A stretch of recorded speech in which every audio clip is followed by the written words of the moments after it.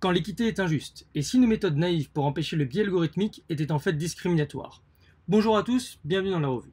Aujourd'hui, nous allons nous intéresser à un papier du BER, le groupe de recherche sur l'intelligence artificielle de l'université de Berkeley. Un problème classique en apprentissage automatique est celui du biais algorithmique. Le biais, c'est une conséquence d'un jeu de données mal construit qui ne représentera pas la réalité correctement. L'algorithme, qui apprend de ces données, représentera donc une réalité biaisée, manipulée par les valeurs implicites sous-jacentes aux données. Un exemple concret, c'est celui du système de classification de texte, qui après avoir été entraîné sur des phrases trouvées dans des forums publics, va juger que des mots comme mexicain ou africain ont une connotation négative parce que les données d'entrée étaient intrinsèquement racistes. Si dans cet exemple le biais est évident, cela n'est que rarement le cas. Plutôt que d'être introduit de manière aussi forte, il est le plus souvent la résultante d'une sous-représentation de groupes minoritaires ou encore de corrélations douteuses, car rappelons que corrélation ne suffit pas pour prouver causation. Ce papier du BER se propose d'étudier l'impact sur le long terme des stratégies de minimisation de ce biais et il montre que très souvent, les solutions naïves et simples qui sont couramment utilisées sont en fait encore plus discriminatoires. Pour mieux le comprendre, je vous propose de prendre l'exemple d'un algorithme chargé de décider d'attribuer ou non des autorisations de crédit. À partir de données variées, cet algorithme va attribuer un score de solvabilité sur 10. Il s'agit maintenant de choisir quel est le seuil utilisé pour autoriser ou non le crédit.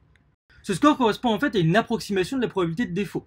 En supposant que notre boîte noire fonctionne correctement, la probabilité de défaut devrait diminuer avec un score croissant, ainsi un seuil plus élevé sera associé avec moins de défauts, tandis qu'un seuil plus bas entraînera un plus grand nombre de défauts.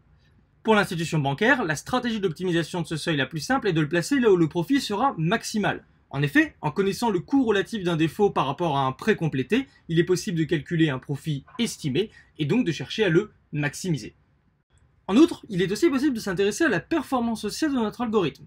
Dans un monde juste et idéal, les personnes solvables devraient tout obtenir leur crédit et les personnes ne disposant pas de ressources suffisantes devraient se voir refuser le leur. D'une manière plus générale, chaque personne devrait chercher à maximiser son score de solvabilité, tout en sachant qu'un défaut le pénalisera et un paiement complet l'améliorera. Ainsi, il est possible de calculer une moyenne d'évolution du score de solvabilité après l'attribution des prêts. Un algorithme performant socialement choisira un seuil qui viendra maximiser cette moyenne. Pas convaincu? Sur la courbe de performance sociale, dans un premier temps, lorsque l'on commence avec un seuil trop généreux, un grand nombre de cas douteux sont acceptés. Or, ceux-ci seront pénalisés plus tard par leur incapacité à rembourser un crédit octroyé trop facilement. Notre solution n'est donc pas juste socialement. À mesure que l'on autorise de moins en moins de cas intermédiaires, dont de nombreux ne devraient pas obtenir de crédit, notre solution s'améliore. Cependant, éventuellement, on risque d'aller trop loin et de ne pas donner leur chance à de trop nombreux cas qui pourraient rembourser leurs prêts. Notre solution se dégrade alors de nouveau et devient injuste socialement. Cette courbe d'évolution moyenne des scores de solvabilité correspond donc bien à une courbe de performance sociale, et son maximum correspond à l'optimum altruistique, c'est-à-dire celui qui bénéficie le plus à la population en général. Il est intéressant de voir qu'en fonction de la distribution de la population initiale, celui-ci ne correspond pas à l'optimum en termes de profit pour l'institution. S'il est souvent proche, il demande néanmoins un compromis. Mais où est le biais dans tout ça? Il apparaît en introduisant une seconde population, dont la distribution de score de solvabilité est différente de la première, par exemple car elle provient d'une autre région géographique. S'il est possible de définir un seuil d'attribution différent pour chaque population, en pratique, la législation va souvent imposer un critère d'équité pour éviter toute discrimination. Ce critère d'équité relève souvent du bon sens, par exemple imposer que le seuil soit le même pour les deux populations. Oui, mais est-ce que cela est vraiment dans l'intérêt social général? Eh bien, nous pouvons le vérifier. Après tout, nous disposons d'une métrique de la performance sociale. Ce qu'on observe, c'est qu'avec une telle contrainte, l'atteinte d'un optimum pour une population se fait au compromis de l'autre. Même des critères en apparence plus justes, comme imposer que si la population rose représente 47% de la population totale, au moins 47% des prêts leur soient attribués, sont en fait aussi discriminatoires.